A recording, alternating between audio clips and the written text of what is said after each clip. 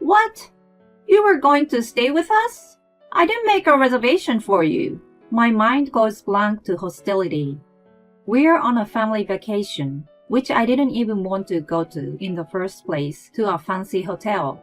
My husband pretends not to be aware of her animosity toward me and walks away. We'll see you at the checkout, Emily. They leave me behind and disappeared into the luxurious hotel. My name is Emily. I finally turned 30 this year. I'm a stay-at-home mom living with my husband Spencer, my mother-in-law Kate, and my son Sean, who turned 3 this year. Spencer and I met on a blind date 7 years ago and ended up marrying. We've been living an ordinary life without any big quarrels and are known to be a couple very much in love among the neighbors. 2 years after we got married, we had our son. Spencer was busy with work, but he actively helped me with childcare. I had no complaints about him. We were living in a normal family environment, but after the birth of Sean, it started to deteriorate. 6 months ago, my father-in-law passed away, and Kate was to move in with us. The last time I saw her other than at the wedding was when Spencer and I visited her to announce our engagement. So it had been a long time since. My first impression of her was not a very good one.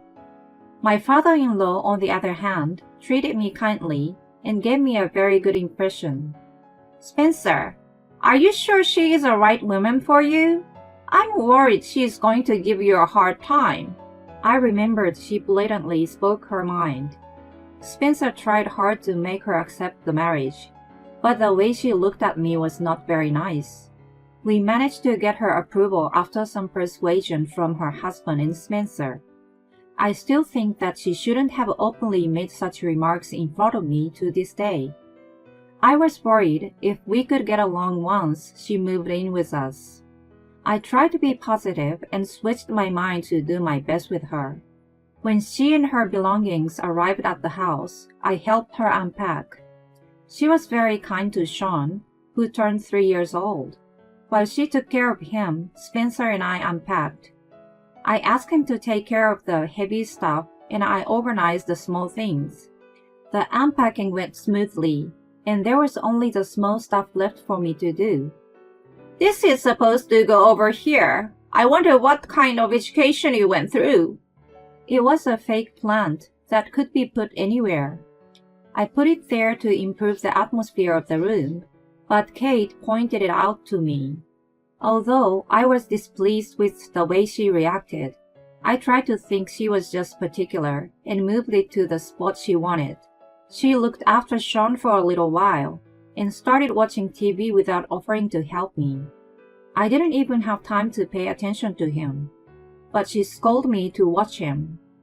I had my hands full with him and unpacking, but I couldn't ask Spencer, who was taking a rest after carrying heavy things, to help me out. I finished tidying up with mixed feelings. I tried to think that she was feeling unsettled about changing her living environment and pushed away my frustration for her. After that, her criticism continued every day. One morning I woke up early, prepared breakfast for all of us, and tried to take a rest. The house is messy. If you have time to rest, clean it up. She never gave me time to rest all day long. While she always criticized how I did things, she was hardly ever at home during the daytime, let alone doing anything herself. I was getting mentally strained by such a life. I decided to talk to Spencer about her. She must be having a hard time since Dad's gone. Take it easy on her. He wasn't any help. Even though he knew how she treated me, she didn't intervene. I used to put my hands on my forehead in bed and drifted off to sleep in despair every night.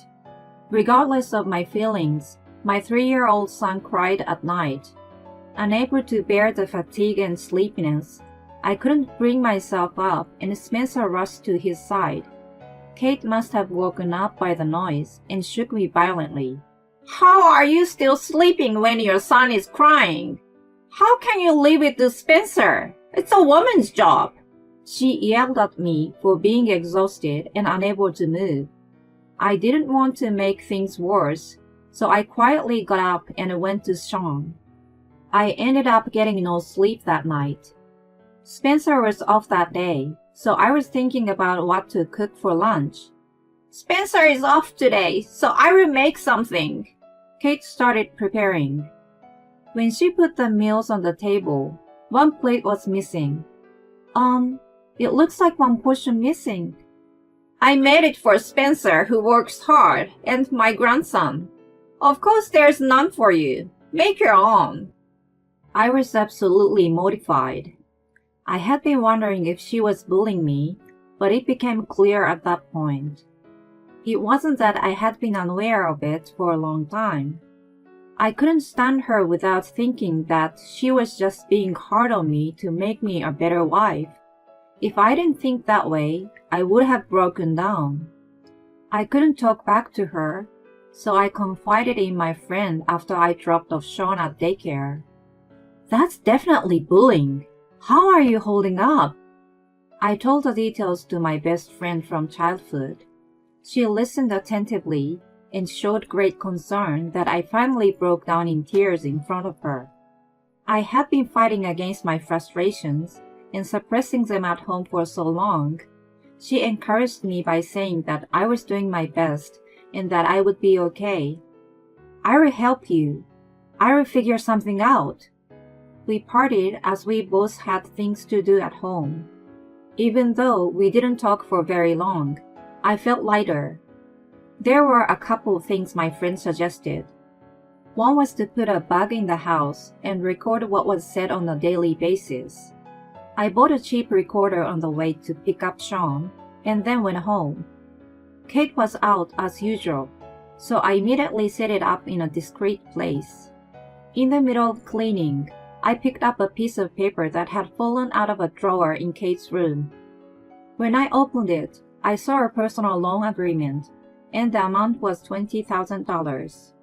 I couldn't believe my eyes, but I thought this might be useful, and put the paper in my pocket. After a while, Kate returned, and then Spencer came home just in time for dinner. We sat around the dinner table with the usual complaints from Kate.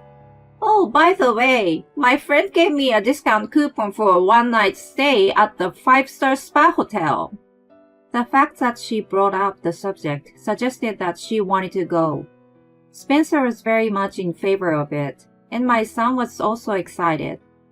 I honestly didn't feel very enthusiastic, assuming it was going to be a horrible experience for me. Well, since you are here and you are always working so hard, you can come along too. I couldn't believe my ears. I was astounded to hear it from someone who had been harassing me so much. I would think about it. Maybe she meant well. I didn't want to think that she offered with malice. She wanted to book everything the next day. I couldn't sleep that night, trying to decide by the next morning, so I sat on the sofa for a long time contemplating. About the trip, Shaw wants to go too. Mom won't watch him, and it's hard to take him with me alone, so I want you to come with us. You don't help me when I'm being treated so badly by your mother. I don't want to go. Spencer couldn't say anything to that. Of course, I didn't want to do him a favor, while he turned blind eyes to my suffering caused by his own mother. He pleaded with me to join, so I gave him a condition. Just as well, for starters, have a look at this. I found it when I was cleaning Kate's room. I showed him the IOU I had in my pocket. He was stunned with disbelief on his face.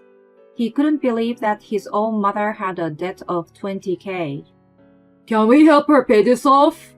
As her son, I can't just leave it as is. He asked me because I was in charge of managing our money. Of course, I declined it. I had no good intentions to help someone who mistreated me. I did understand his feeling as a son, but I could not accept him. I beg you. I want you to help me with this and the trip. Only if you accept my conditions. The first was that when Kate mistreated me or over-criticized me, he must intervene. The second was that I was to make a rule for her, write them down on a piece of paper, and post them all over the house. If she could not agree to these conditions, we were going to kick her out. I proposed to Spencer, and he agreed with them. We decided to start this after the trip. I asked my friend to post the rules in the house while we were away. We were to act as usual until the trip was over, and then we would drop the bomb. Spencer agreed to this, and I decided to go with him on the trip. The next day, I let Kate know that I was joining them and kept chanting in my mind to be patient for a little longer. On the day of the trip, Spencer took everyone's bags, and we were about to leave the house. "You don't need to carry the bags. Let Emily do it." Kate's bully started right away. He glanced at me apologetically. I obeyed her, thinking it was better not to cause any animosity for what was to come later. The bags were so heavy that it was hard for me to carry them alone. On top of that, I had to take care of Sean. I supposed I wouldn't have any energy left to enjoy the hotel. We took Amtrak a little farther away and then drove over a mountain road to the hotel. Both the exterior and interior were very beautiful and luxurious. Sean was very excited and went to look here and there. Kate looked around taking in the decor and went to check us in at the front desk. Afterward, I grabbed my bag and was about to go to the room. What Kate said then blew me out of the hotel, literally. "Were you planning to stay with us? I only made a reservation for the three of us." I had no idea what she was talking about. I was at a loss for words right then and there. The only reason she invited me on this trip was to use me as a porter. She had no intention of letting me stay with them from the beginning. Gradually, understanding the situation, I asked her, "Then, where should I sleep?" "I don't know, and I don't care. Why don't you just camp out in the wild around there?" She asked me to join and then told me I had to sleep out in the woods. Something was seriously wrong with her. I couldn't help but feel enraged. I was about to yell at her, but she and my family disappeared into the hallway. "I will see you at the checkout time, okay?" I stood in the lobby for a while and left the hotel. I knew there was a catch, but I didn't expect to be forced to camp out. I was on the verge of tears. All I got from Spencer was a message saying I'm sorry. I couldn't even bring myself to reply to that. It was past noon when we arrived, so I took my lunch at a random cafe and found an open field where I could see the night view well. As soon as I arrived at the field, I received a call from my friend. "Hey, how's the trip going? I did what you asked." I contacted her in advance and gave her a duplicate key. I told her what had just happened. She was furious and offered to pick me up, but I declined. I was thankful to her, but I was sure Kate was going to get what she wanted if I had left. I couldn't foresee what she was going to do to me later. After hanging up the phone, I decided to consult a lawyer just in case. I sent him my evidence as I intended to sue her for emotional abuse if she was to be kicked out after the trip. If it was determined that there was no premeditation, I couldn't file a claim, but I had concrete evidence that should have proved it. The lawyer assured me that I could if I decided to. After the call, mental and physical exhaustion hit me hard, and I laid down on the fresh grass. I ended the day in an open field with a beautiful night view and chilly breeze. The next morning, I met up with Kate and my family just in time for the checkout. "Emily, did you stay in the woods? I bet you didn't even clean yourself. You're so filthy." Spencer tried to stop her, but she quickly changed the subject. By the looks of things, he must have told her that forcing me out was too much. She bragged happily that the hotel was very nice. Sean's smile was my only console on the way back home. When we got home, Kate immediately shouted, "What is all this? Don't play with me!" There was rules posted all over the house. She must have read some of them because her face turned red and became furious. Then, Spencer showed the IOU to her, and her red face immediately turned pale. Her mouth was agape in confusion. At first, she tried to deny it, but when he grilled her, we found out that she had been on a spree with her husband's life insurance. When the money ran out, she couldn't stop the habit and borrowed it. Spencer and I proceeded as we had discussed from there. "I can't have someone who has debt living with us. I would ask you to leave. Of course, I have proof of what you have done to me, so I will sue you." I played the recording and let her listen to it. As she listened, her face became white as a ghost, and she begged me to let her stay. I told her that she could stay if she abided by the rule and refrained from aggressive behavior. She eagerly agreed and apologized. "I'm very sorry. Please help me. I beg you." I never thought I would ever see her in this state, and was very satisfied. When I thought it was finally over, my knees buckled, and I fell to the floor. Spencer sat me down in a chair, and then started yelling at her about the debt. I guessed his respect and trust for her had crashed down. She must have never imagined that there would be a day when she was to be scolded furiously by her son, and frantically apologized. After it was all settled, she kept silent and stared at the sky for the rest of the day. The atmosphere of the household changed drastically the next day. I woke up early in the morning as usual and prepared breakfast. It must have become a habit or just forgotten, but Kate immediately made a nasty remark. What was different from usual was a change in Spencer's attitude. "Mom, we just talked about this yesterday." He spoke out in a firm tone, so she choked on her words and went to sit on the sofa. I almost laughed a little at the scene, but I held it in and went back to preparing breakfast. Spencer felt guilty about not being a protector and couldn't stand strong against Kate, who raised him. I knew in my heart that he was a kind man. There must have been something on his mind to turn blind eyes, so I didn't blame him. I really needed him on my side, but I couldn't hate the man I fell in love with. He apologized to me in tears. After that, he started to watch over me, and Kate's attitude toward me improved by the day. She still pointed out some minor things to me, but I didn't feel any malice from her. I hoped she was going to stay like this. I could finally live with ease and keep a healthy mind. The debt payment was $700 a month, and Spencer and I cooperated to pay it back. As Kate was too old to work, I got a part-time job and was balancing work and home. She was responsible for taking my son to and from daycare and was doing a good job. Because of her bad habit, Spencer managed her finances.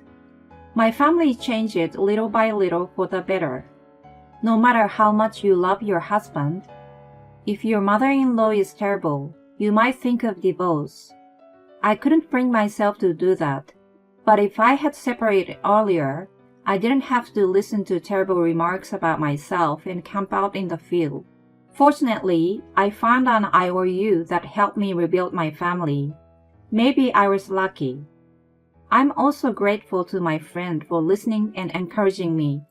Without her, I had no one to vent, and for sure, I would have had a mental breakdown. I feel from the bottom of my heart that I must keep cherishing our friendship. Whenever I remember the pain I have been through, I get teary and pat my own shoulder. At least, I have tried my best to hold my family together. Even when I was depressed and had no motivation to cook and clean, I completed my tasks so that everyone can have a decent life. I've tried my best to make sure that my son is not inconvenienced. That's why the sense of accomplishment fills my heart. I may not be able to forgive Kate, but she would always be my mother-in-law. I would like to treat her kindly. A few years have passed since then, and my son has grown up to start preschool. We are almost finished paying off the debts and are considering moving to a new house. Kate has started to help me a little since then. My relationship with Spencer has become better than before, and we are even thinking of having another child. My family is already very stable, and I am very content now. I will continue to do my best for my family.